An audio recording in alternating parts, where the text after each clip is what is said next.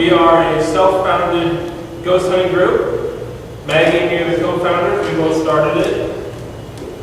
And this is Allie, one of our lead investigators. She's case manager. Case manager. And lead investigator. We're all investigators. I'm by the back for sure. Investigator. Yeah. Yeah, I'm not the tech manager, I'm actually case manager. So the reason we... Are you the one that is looking for Bigfoot? No. No. We just went for ghosts. Bigfoot is something else. Entirely. I don't think we're ready for that kind of skill. Yeah. Well, I don't think it exists. That's just anyway, the reason we founded O.P.R. was to hunt for ghosts, because each of us believes that they exist. And we have various reasons for believing that. Some of us have had personal experiences, some of us haven't until we started the group. So what was your reason for joining, Allie? Well, originally, when I was about 14, we moved into a brand new house, and the very, very first night that we started sleeping in the house, I had an experience where I had a little girl sitting at the foot of my bed. It was really scary. We had no curtains, so I saw her real clear with the moon coming in.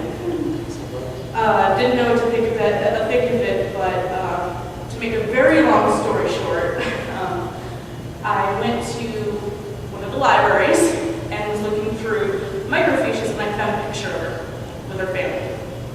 And I was like, really? I had corresponding actual evidence to something that I saw, which is what got me into paranormal investigating as a whole. That helped found one called Paranormal Midwest, which has since been disbanded. Found O.P.R. just recently, and it's a good fit, so that's why I'm with O.P.R. now. Yeah. So, despite what you may think from just seeing the three of us up here, we have about, what, 20 members? Yeah, 20 members. But because of work and everything, they weren't all able to make it. You can find all of their pictures on our website.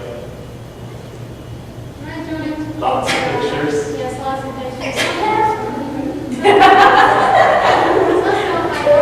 Some of them we didn't have pictures for, so we put Casper there.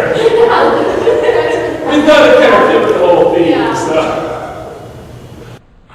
I joined O.P.R. because when I was little, I used to see full life decorations on the front of my bed on multiple occasions. And in two separate rooms of my house. It's still the same house I'm living in today. But it was a motherly figure in a white dress. Sitting on the foot of my bed with a book in her hand. And she's quite see-through, but she's not small and milky white. And she's motioning me to sit up so she can read me a book. And she also had three other, looked like little 5-year-old kids. Going like this in the foot of my bed. With like two girls and a boy in the middle. Every time I would sit up, she would like flip the pages and she would mouth the words, but I couldn't hear what she was saying. And so finally I kind of got tired of it and sat back down. I'm like, okay, what's going on? Yeah. So I sit back up and she's gone. And I have to look at and stuff. And me, I never actually had any personal experiences before joining O.P.R., but I have watched TV shows, taps, read books on them and everything, and I thought it'd be something fun to do, and I believe in ghosts, so I found it.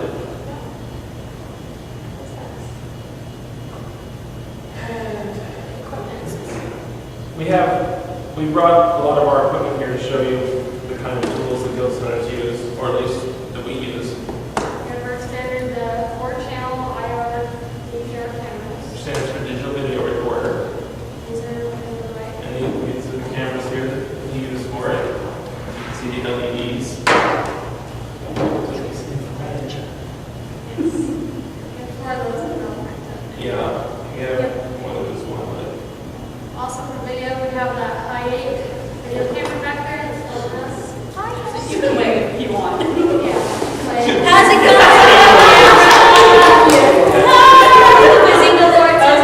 Never forget me, even though you can't see me. Stinks for you, you can't see me. These are the cords for the DVRs. These are wondering what that's. 500-foot cords. Also, Yeah. we have 4 of those. Very necessary. Yeah. Yes.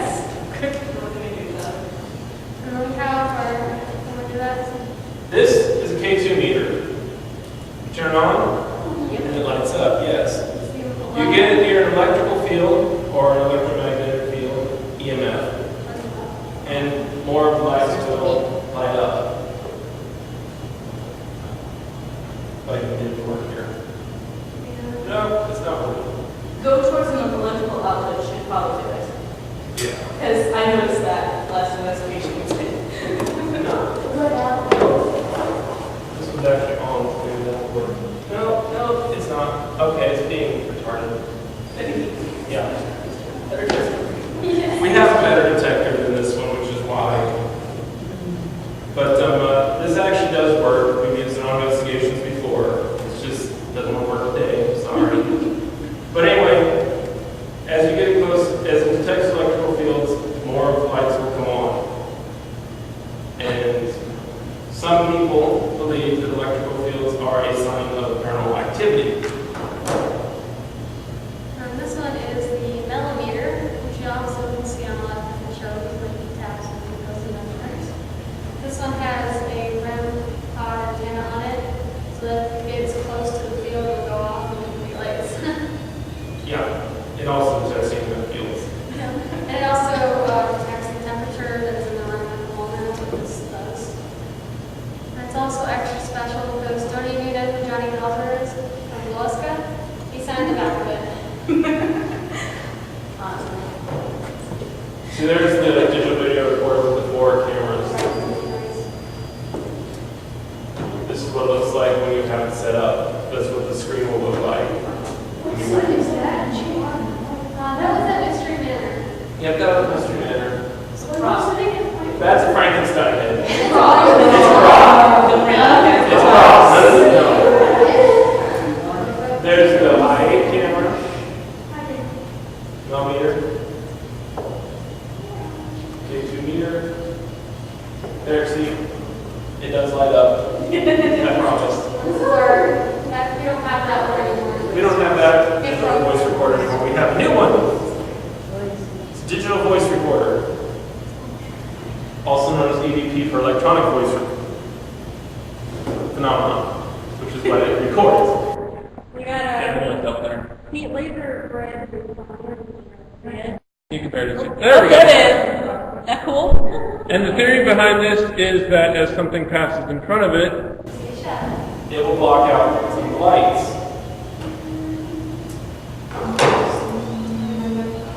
Yes, same batteries. Anyway, the electronic voice recorder, the way you use those is you ask questions and then you wait a moment so that the ghost can respond. Because sometimes you can't hear the spirit with your own ears, but when you play back the recording after the investigation, you'll hear answers to your questions on it. And we have some of those to show you as well later.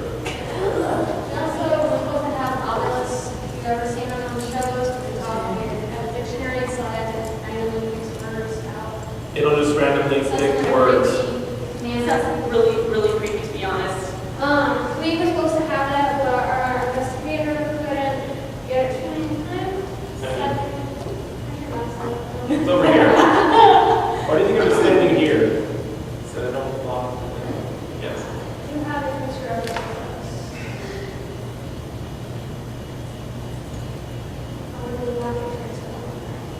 Well, that's not problem.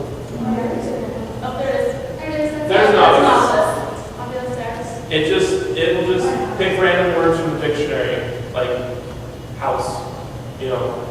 And the theory behind it is that sometimes the ghost will manipulate it to say certain words. We have, on one of our investigations, we did get a complete sentence out of it. Which was is rather interesting. quite rare, to be honest. With a piece of equipment like that, that is quite rare. What was the sentence? It told one of the people there to, get on the treadmill. Yeah. He was rather large, and he told me to get on the treadmill. It said thigh master. It said, basically it told me to go to the gym. So, another essential piece of ghost hunting equipment that we don't have with us is radios. Oh, we do have radios with us. But they're generic radios, which you don't need fancy special ones. The point is, you want radios so that you can communicate with your team members. a building. Just yelling messages back and forth. Because that would really, really mess up whatever you Yes. end up getting. Say someone's trying to record a conversation on one of the voice recorders, and you suddenly hear someone yell, "I'm in the basement!" You know, yeah, it really messes things up. Yes? That actually happened to me in my What? A voice? Yeah. Oh. That's cool. I like that too. The lights were off. No one told me. No one else did. Shake on our fires. So there was three men, it's a man-made haunted house. One order is absolutely lost. That was Yes, so with the radios, you can contact your other team members in the building and let them know where you are. Also, if you make a very loud noise and someone's recording, you can tell them on the radio that was me so they don't think it's a spirit when they're reviewing the evidence. Yeah. Which basically what we also call it is marking, marking. Yeah, we call it marking. So like Mark you hear a marking. bang and say Alan calls me and says, "That was just me falling down." You know? Which I do quite often. Yes. Yeah, I know. So then we know the bang wasn't a spirit, it was just Alan being clumsy. Which is, Next on the agenda is the digital cameras. You don't necessarily have to use digital. Some people use regular ones, some people use disposable. We tend to use digital because it offers the ability to immediately review whatever you took a picture of. Plus, at least personally, I think it's a lot clearer than your own picture. yeah, I think so too.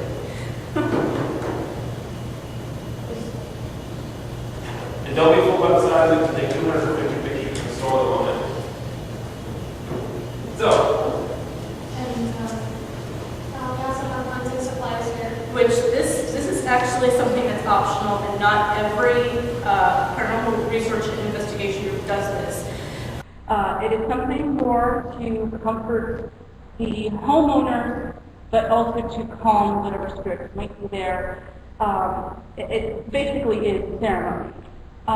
We have our cleansing protection oils, which smelling oils, for it smudge and such. We have, probably you guys have used or seen these incense sticks. Well, that's wrong. And then we have our safe bundles, which are, much different safe bundles. Yeah, look at that. Check that out, guys. That's all burned from when we did some smudging, sludging, cleansing with this thing. White thing. In case you're wondering, you've all probably heard of exorcisms before. Cleansings are basically the same thing, a little different, Well, but there's mainly how they're meant to drive out evil spirits. Right. Yeah, that is the best of it. And since every family is different, that's something that you have to ask whether they want that or not, because they might not believe in that. yeah, it's basically a wicked thing. So it can be wicked, but it can also be pretty much Native American, it can be pretty much anything. Yeah, it's used by many different religions. But good, Christians don't like it. Anyway, the point is, moving on. So, no. Anyway.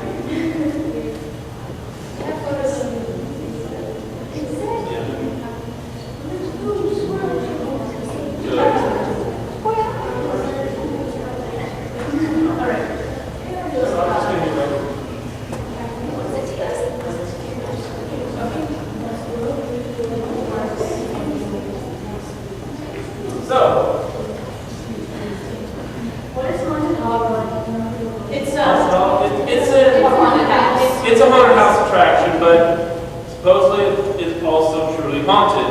So we did an investigation there by request. Was it true or? Well, we caught some evidence which we'll be showing you later. So we will leave it up to you to decide whether it's haunted or not. I saw that. Yes? Did you guys have to wait in line like everyone No, we did it after it closed. So, yeah, after it closed for the season is when we did our investigation. So, I'm sorry, but I was going to do a full investigation with all the bumping and the attraction part of the haunted house going. Yeah, I gotta make sure all the. And that was very well. It's more exciting. Yeah. Exactly. That's everything I asked beforehand. Have everything turned off? Because if something goes off and runs an EVP, then we have to throw that EVP out. it was funny though when the devil led us to the restaurant. Okay, let's Yeah. Anyway, uh, orbs.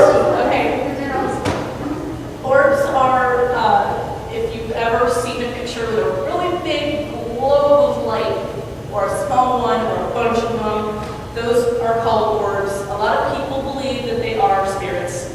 However, we take a little umbrage at that because there are other things that can get into the photo that can look like that. You have bugs, dust, Even lens reflections, Rain. Lens flare. rain. Pollen, believe it or not, Everything pretty much. can interfere and look like orbs. So we don't really put much stock into orbs as a whole. They're just It's mainly 95% of the time when we don't put this. More like Exactly. 97. Yeah. But Right. yeah, there are some, yes? Have you seen anything with secret passageways? You mean like, have we investigated any of the secret passages? I yet. have personally, but this was not with O.P.R. This is just, it's not a real story. I'm not going to go into it. Anyway, about the orbs, there are some orbs that we do consider to be actual evidence, but they have to meet certain qualifications. And we do have a picture of one that we do use as evidence that we will show you so you can see the difference between a normal orb and one that we would consider evidence. So debunking.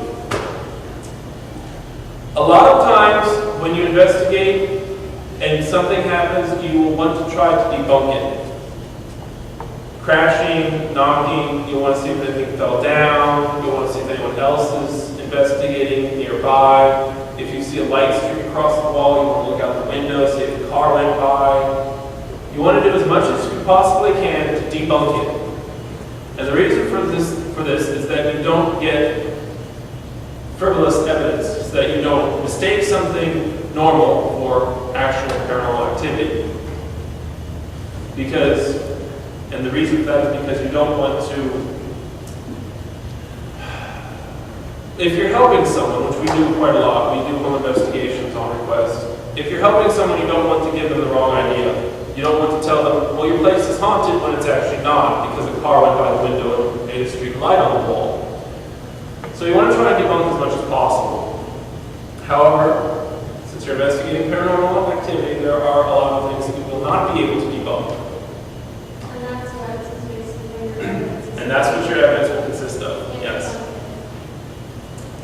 Provoking.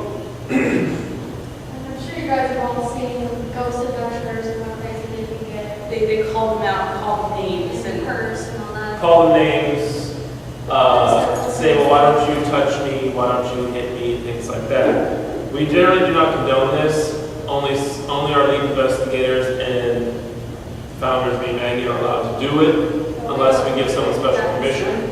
and you know, it And that's for their own safety, because some ghosts can be violent, and they will hurt you if you provoke them. Most of them aren't.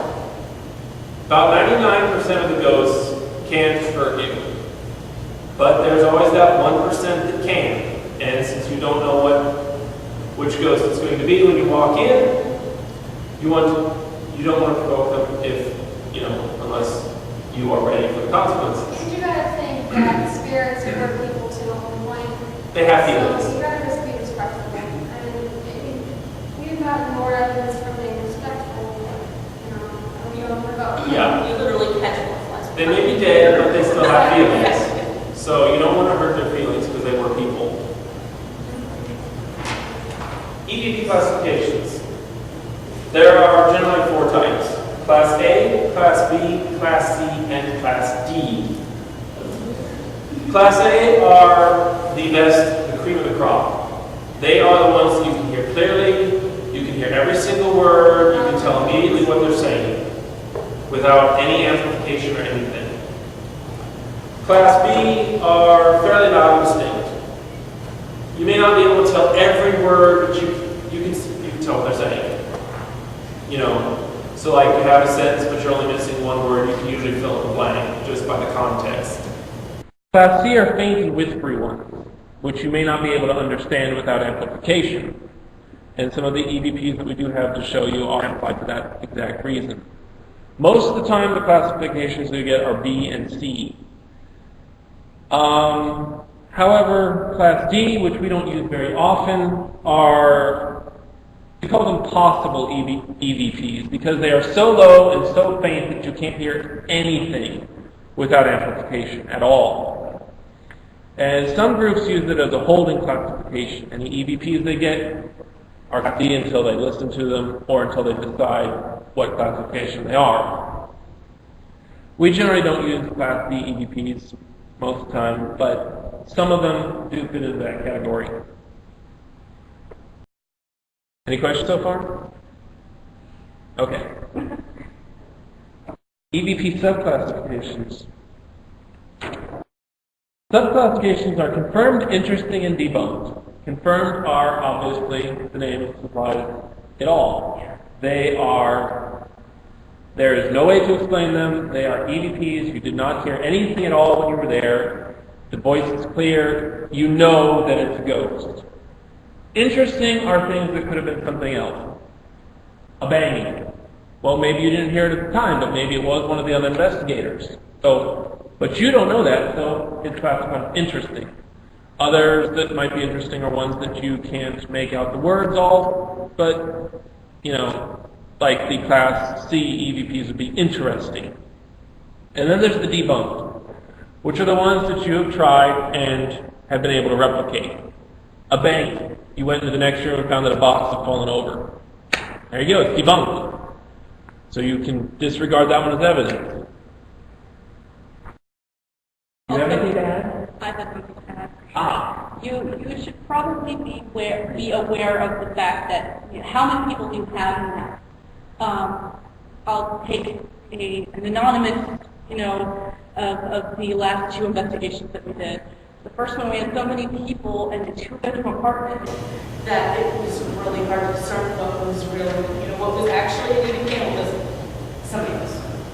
And then the most recent one we did, there was a child involved, and a small child, 3-year-old, and if you guys have little brothers or sisters, you'll know how loud they can be. So we often had to stop and say, that was the kid, that was the little one, making noise, he did this, he did that. He was very excited. And most often the best way to conduct an investigation is to just have a team in, Yeah, because usually you want the family to leave, but in this case it wasn't possible, so we had to do the investigation with them there, which is why we had a 5-year-old on the investigation, making lots of noise. No, 3-year-old. Okay, so I got 8 mixed up. I'm bad at names. So yeah, that's why we had a 3-year-old on the investigation making lots of noise, because it was way past his bedtime.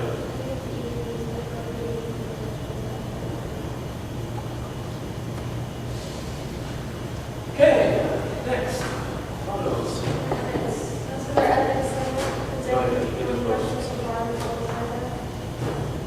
We're going to show you some of the evidence that we've now collected from some of our investigations, starting with the Mystery Manor investigation, which, does anyone here not know what Mystery Manor is? Okay. It is a haunted house attraction. That again, like Haunted Hollow, which we explained earlier, is supposedly truly haunted. So we did an investigation there.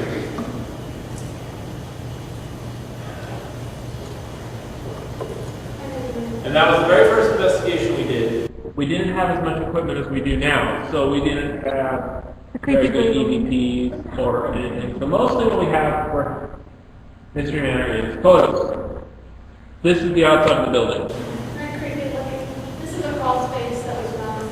Oh, that's right. It did have a secret passage. But then again, it's a haunted house, so there has to be the secret passage for 40 years. So the employees move around without even seeing them. This one actually went straight to the street.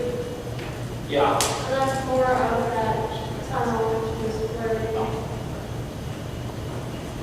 And that's more that secret passageway. It's basically in the basement. So there's a story basement. behind all these little balls. They're like those Fund It balls that when McDonald's used to have playgrounds and stuff or wherever you go. And they had a bunch of them in there. I don't know how to explain it. They're plastic balls about this big. And they'll be all throughout the house.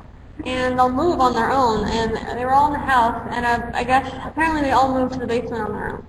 And they are not rigged to move on their own. No. This is supposedly the work of a ghost. He moves the balls around. Why, we don't know. But supposedly he does. These are labeled interesting as evidence. Because they're kind of blurry. Well, that and where we hadn't had a chance to go back and look at the scene and try to debunk it. So. Yeah, we haven't had a chance to go back and try to Does debunk anyone it yet. see the little horsey Shape. unicorn thing? This was in a room. This was in one of the rooms called the slaughterhouse. Creepy little mouth. So the walls were spattered with blood and everything. It wasn't a real slaughterhouse, it was part of the attraction. But it was called the slaughterhouse, and we caught a horse entity there. That's kind of weird. Supposedly horse entity. It looks like one anyway. Yeah.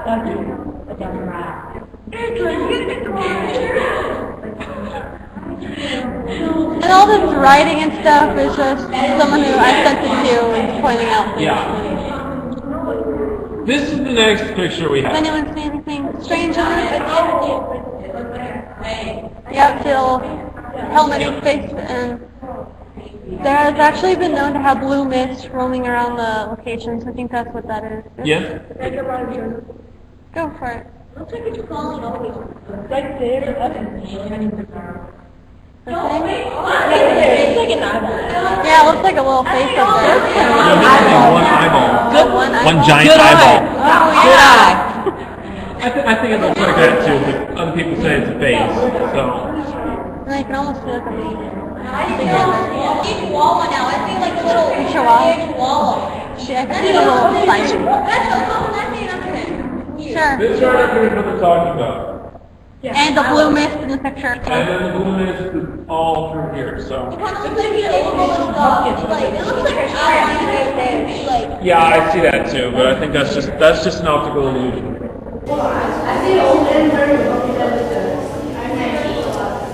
We've had people say that they see man in the top hat. Yeah, I can see some of those like that. We've had people comment on our site and say that they see man in the top hat. They see. No, that's not the top half. We've had people say that though. Yeah. We've had people say that they see man in the top hat, man in the helmet, they have a pumpkin head, like you said. They see dog, they see eyeballs, all kinds of things. And as I said, so this is interesting because we haven't had a chance to try and debunk it yet. It could just be optical illusions, it could be a spirit. And that's the problem with matrixing, where you can see a lot of things, pixels. Matrixing is a term used to describe an optical illusion that you make yourself see. Subconsciously, you can make yourself see things. Someone tells you, there's a man in a top hat there. And some people will go, oh yeah, I see the guy in the top hat. It's called matrixing. And the power of suggestion. It's where someone suggests something to you, and subconsciously, your mind fits it into the picture. Now this is the one we were talking about earlier. What do you guys see in this one?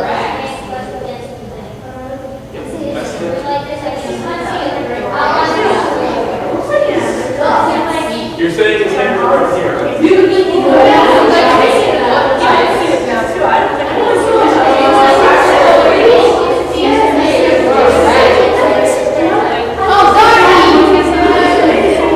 If you see something, raise your hand. We'll start this in front row. Let's go.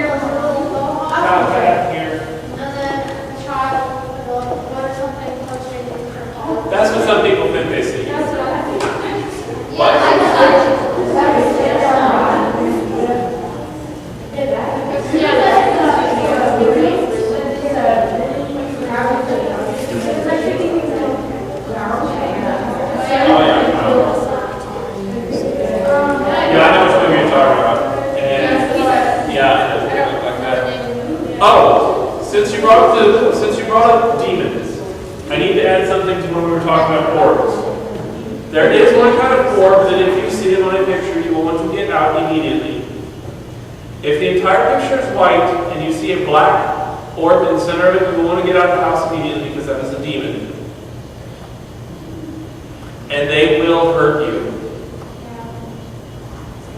They can pretend to be other things. They pretend to be a little kid, spirits, just to get You might hear the voice of a little kid, or somebody wanting to be your friend. But if you see a picture that is completely white except for a black orb in the center, you will want to get out of the house immediately. They can even replicate families' voices. And call someone to exercise the place. Yes? Do you have an example of one of these pictures? No, we have not run into a demon yet, but we have a friend in another state who also runs a ghost hunting group, and he says he does have pictures of demons. However, we have not been able to acquire them from him yet. What we failed to mention is we were founded in 2007. Yes, We got everything rolling around 2007. yeah. Took us a couple years to get going. Yes? Every time you mentioned me, you know, saying that these had that.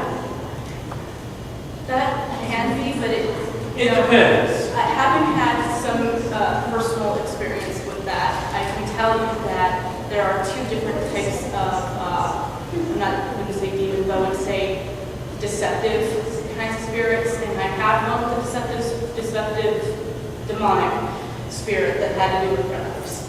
And, that does not always mean that it comes with red eyes. They're expert at disguising themselves in their wells. It depends on the shape it takes as well. If it takes the shape of an orb, it'll be as we described earlier. If it takes the shape of a person, it can have red eyes. It might not. It depends on whether it's trying to hide its presence or not. Yes? Ouija boards? Well, Do it. none of us have had personal experiences with it, but my mom has had a bad experience with a Ouija board. So we do not use They're them. definitely not part of the investigation. Because Ouija boards are not a toy. You do not want to play around with them. My mom and her friends were one time, and they think they contacted the spirit. They were talking to it, and they asked it, "Can you hurt us?" And it said yes. The other thing is that when they were They immediately stopped and left. when they were created, the spirit boards, the Ouija boards, the entire thing, planchettes, and then the board works.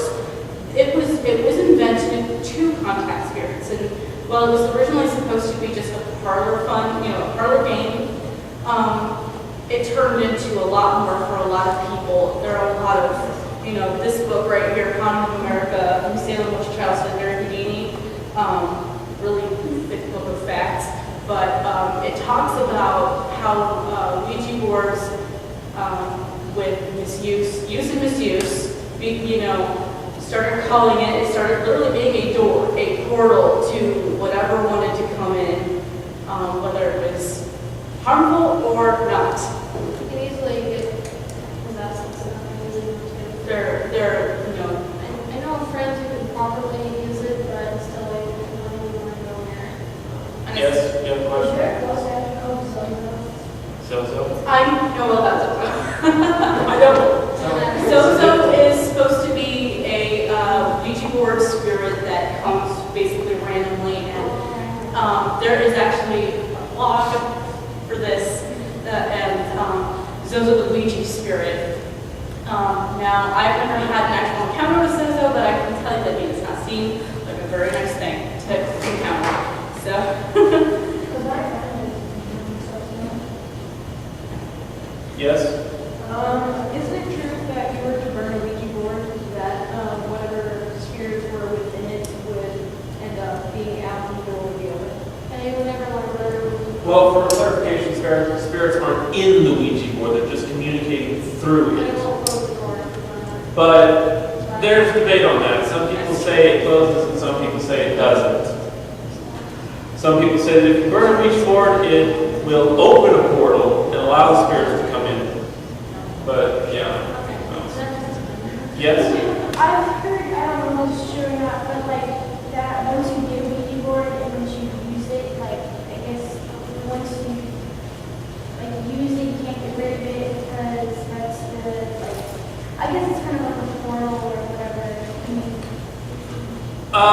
There's debate on that. Some people think that you can't get rid of it, some people think you can. The one that I said with my mom using was a friend of hers. So, as far as I know, they got rid of the Ouija board and there was no problem with it. So, I think you can. Some people say you can't get rid of it because it opens the portal because it's not connected to you. Depends on the beliefs. It depends on your beliefs. Yes? I actually see 7 faces and 2 skeletons and faces. I see it It looks like live. there's a window. We're gonna try. That's a picture for aliens. Okay, I see it that way. Yes? Excuse me? Yeah. Yes? Possession. That's just yes. That's up for debate. I personally do not believe in possession. I've seen so many people fake it. Because how can you tell whether they're really possessed or not? You can't. There's no way to debunk it.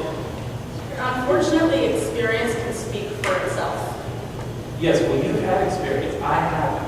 I've heard that.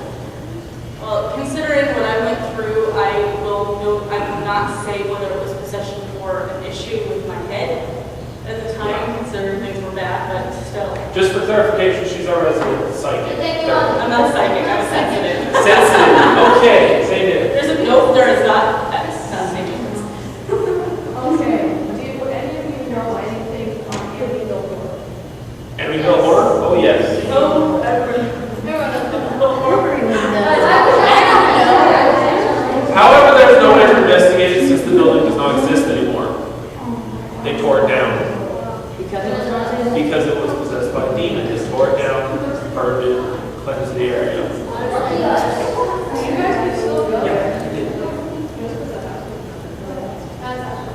Yeah, they did.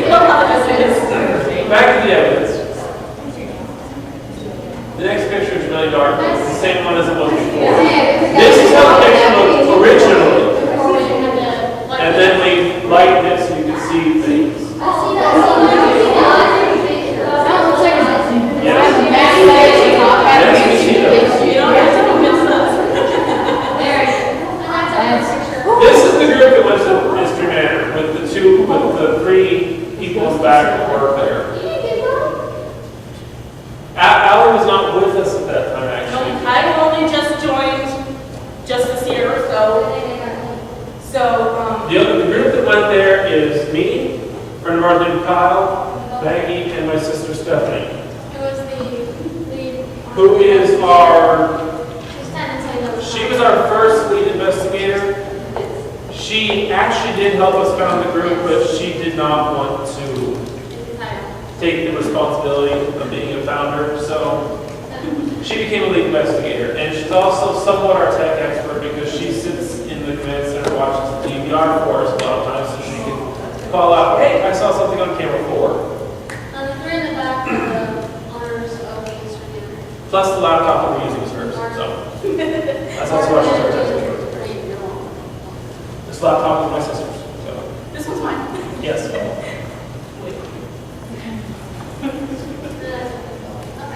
Okay, next. Squirrel Cage Jail.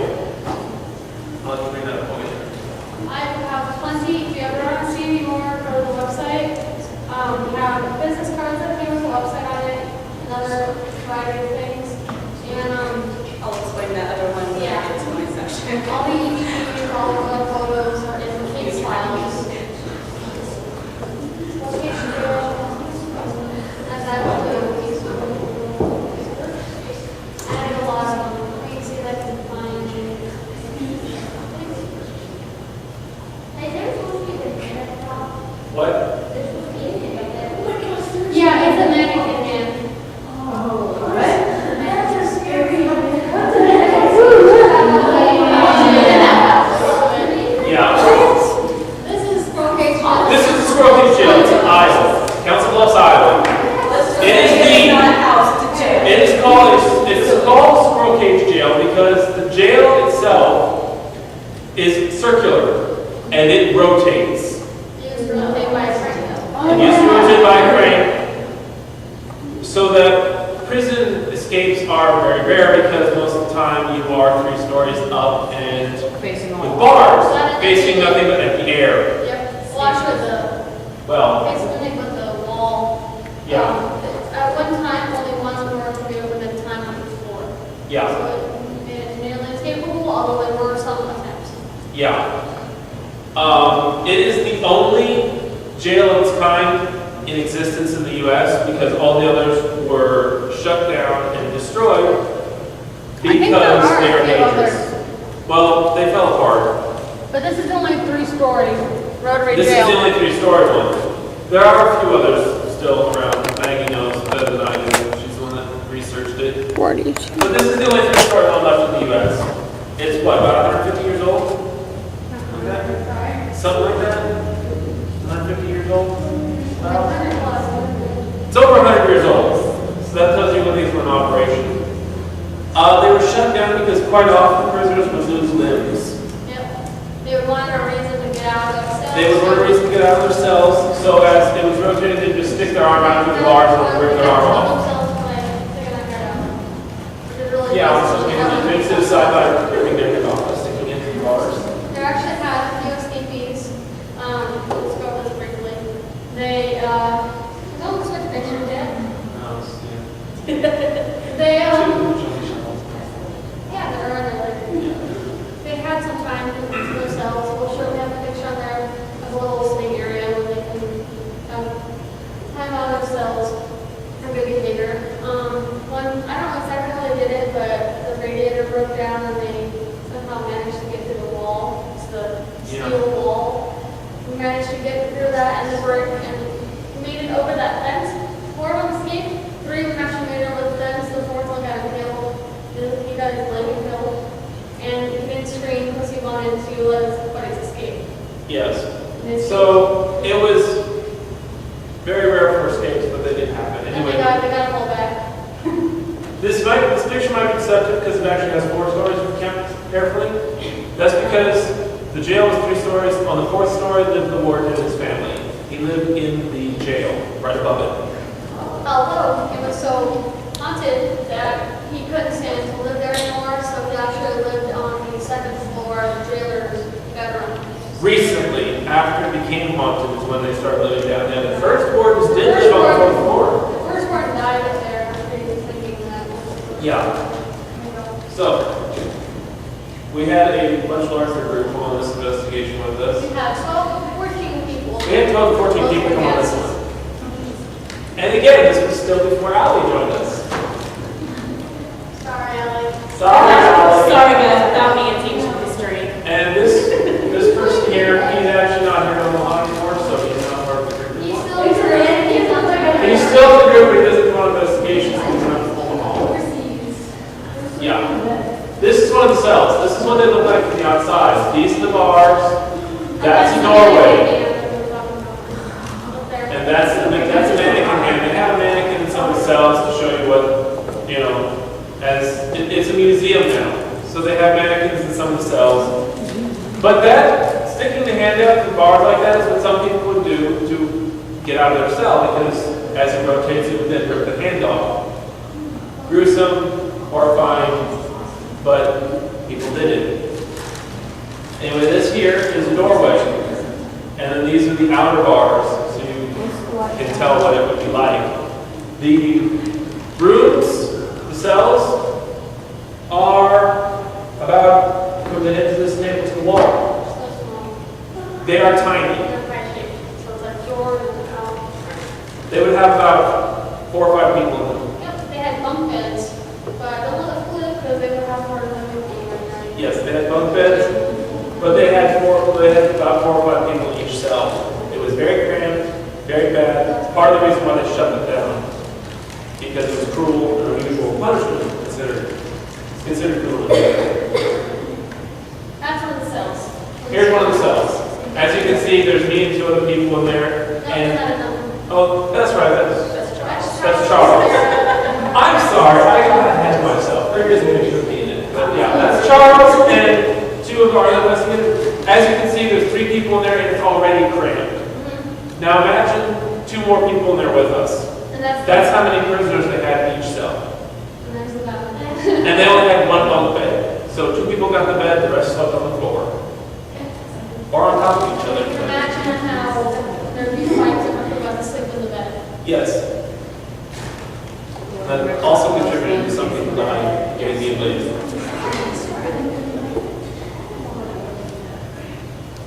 Here's the stairway up to the 4th floor, the warden's room. That's the doorway to the warden's living areas.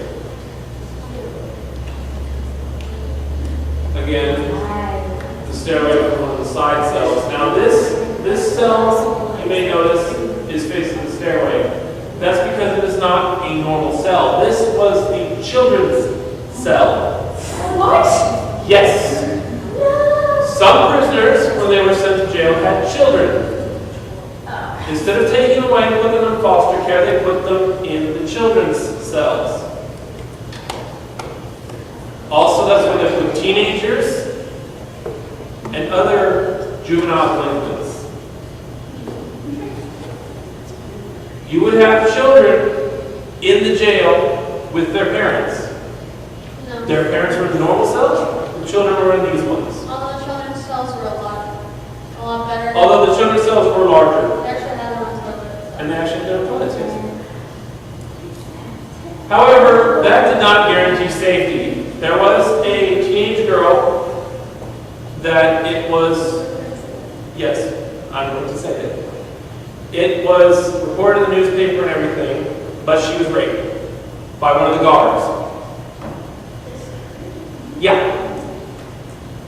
And the reason I mention it is because it actually pertains to our evidence. I was talking about it with, we had a mag light, one of them that you twist, and we twisted it until it was almost on, but not quite. We placed it on the floor, one of the cells, one of the regular cells. And we were talking, and I happened to mention the rape. When I did, turned on. And then it turned off again.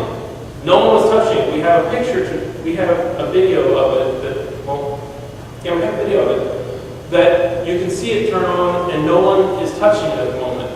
So it wasn't our investigators, and then it turns itself off. And that was when I mentioned the rape, so that's why I mentioned it now, because it actually pertains to our evidence. This was, what was this room in? That was on the 3rd floor. This you won't see. They do take tours at the jail. You won't actually see Vista because it's on the 3rd floor. They don't allow it to go on the 3rd or 4th floors for fire hazard. This is across from the infirmary. It's here, which is an extra room that they have. Yeah, it was like a city room or something. Are you seeing it? Huh? Booth here. That's actually part of the stairwell. It's not a booth, it's part of the stairwell. Because that faces directly out on the stairwell like this one, it's just at a different angle. But that right there is the stairwell, you can see the railing there. And, yeah. That's the top. This is the top of the jail looking down. This actually is in the center of the warden's living area. That is the massive beam that holds up the entire jail. And you can see the really, really big wrench there next to my foot. That's actually me standing there.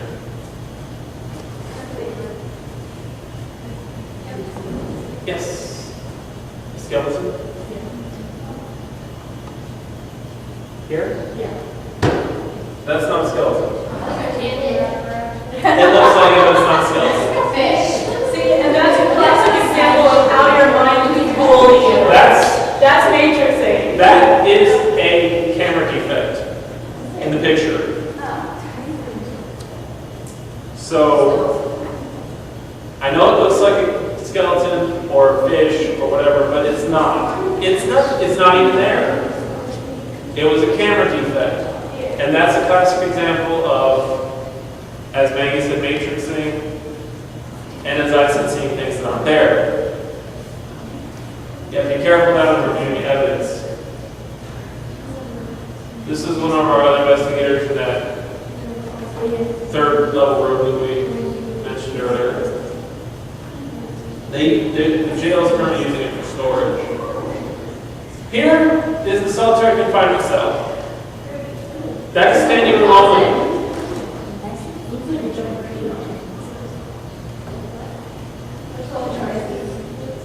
You would stand in here, and it's standing room only, and then you close the door. And that's how you would meet for the entire day, every day, as long as you were in solitary confinement. You would have to stand. You would use the bathroom while standing. You would eat while standing. Everything was done while standing. You would even sleep while standing, because that is how small the cell was. It was like a coffin. But that's solitary confinement. And the corridor was probably about the width of the door. Oh yeah, the corridor was about the width of that door. That's about how wide the cell was too. We have a picture of the entrance to the corridor somewhere. Yeah, this is one of the cells. There's a funny story behind this. Mannequin. That's Charles. And the door, the guy that mannequin is scared of him. Silly. He's doing this, and he put the next water to the other side of him. That's a big mannequin to see in the dark. Yeah, he got scared He by it. got scared by it. It came upon him in the dark. That's some more cells. That's some more cells. As you can see, they are not in a good state of repair. By the way, if you ever go here and touch the walls, wash your hands. It's lead-based paint. It will poison you if you eat it. When they told us we got, I would suggest not eating it. when we got there for the investigation. When When we got there for the investigation, they told us, don't lick the walls. Yeah, I'm gonna come here and lick the walls. do it. I run into walls all the time, so that might be a problem. Well, just make sure your mouth's closed when you do it. This was a little sitting area where the prisoners could come out and sit for a few hours a day. We were talking about earlier. That we were talking about earlier. As you can see, there's also a poster board on the wall there where they have some of the history of the jail and things like that. They have some items on the table. They have been known to move. Yes? I see two little people right there. Near that water. I see it. Don't worry, you're not alone, buddy. Where?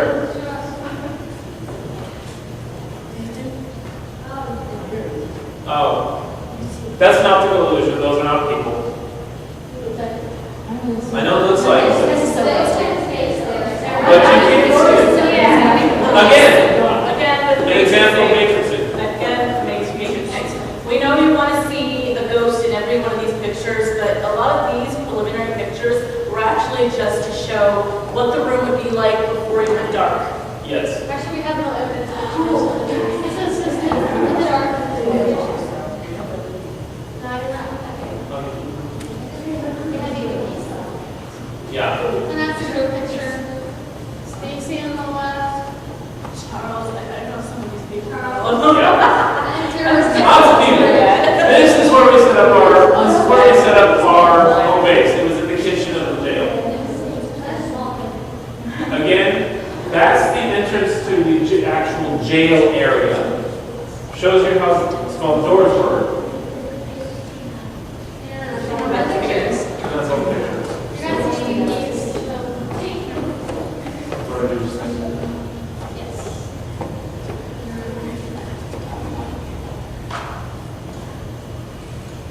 We didn't bring any of the videos, apparently, None of the videos, but yeah, we didn't bring the video in the mag light, unfortunately, because the guy that got it actually was one of our other investigators, and he did not give me a copy of it. I thought he did, but we do have EVPs. Yes? I was watching it was like a ghost hunter, and he was like someone was like dead, and it was like an old school house, and he was standing there, and he came in front of it, and he was like playing the piano, and it was a and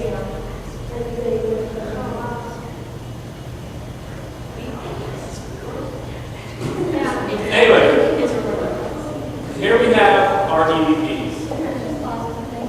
And puzzle. Yeah, these are our EVPs. It's supposed to be purple, but it looks blue. Wait, is this scary? No, they should not be scary. Guys, you have to be quiet from here. Huh? The Yeah, it's not ready yet. It's coming.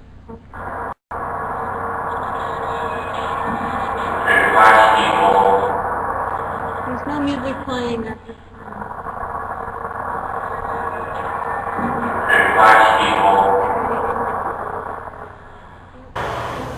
No one was playing instruments. There were no car alarms going off. There were no car radios. There were cars going by on the street, but none of them were playing radios loud enough for us to hear it. Yet you can clearly hear music on the And I EVP. asked if no one's phone has its bagpipe sound. There's some debate as to what it is. My sister thinks it's violin. Me and Maggie thinks it's bagpipes. Some of the others said it's I heard something else about that, something more better. flute or something.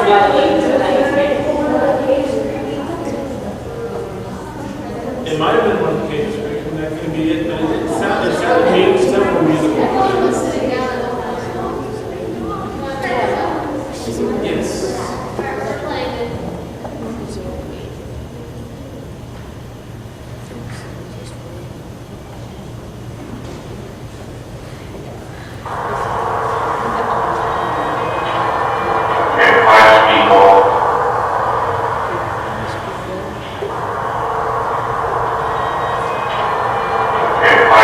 See, it's too musical to be one of the cell doors. Plus, everyone was sitting down at the time there was no one moving with cell doors. It sounds more musical regular than that too. It goes so. That was one of the words were one of our investigators. He was talking at the moment, but He was warning somebody about. yeah, he was warning something about flash, which is something we forgot to mention with the cameras. When you take a picture with a camera, you want to tell people flash, because you're in the dark. It will destroy their night vision if they're not prepared for it. So when you take a picture, you want to say flash. That tells people that there'll be a flash at that moment, so they can close their eyes and whatever they want to do to preserve their night vision. So that's what he was saying there. He was saying flash because he was taking a picture.